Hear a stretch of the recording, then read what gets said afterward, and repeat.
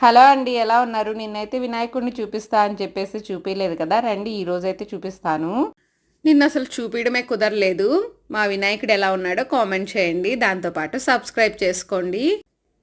ముందుగా నైవేద్యాలన్నీ ప్రిపేర్ చేసిన తర్వాత వినాయకుడి దగ్గరికైతే వస్తామండి. చక్కగా ఒక పీట తీసుకొని పీట మీద పసుపు, కుంకుమ బొట్లు, ముగ్గు అయితే వేసుకొని దాని మీద క్లాత్ వేసి తమలపాకులు వేసుకొని బియ్యం వేసుకొని వినాయకుడినైతే పెట్టుకుంటాము. ఇంకా తర్వాత పసుపు బట్లు, దేవుడికి చేసిన నైవేద్యాలు, ఒక 5, 6 రకాల ఫ్రూట్స్, పత్రి అన్నీ పెట్టేసుకొని రెడీగా సిద్ధం చేసిన తర్వాత ఇంకా మా వారైతే వచ్చి కథ చదువుతారండి.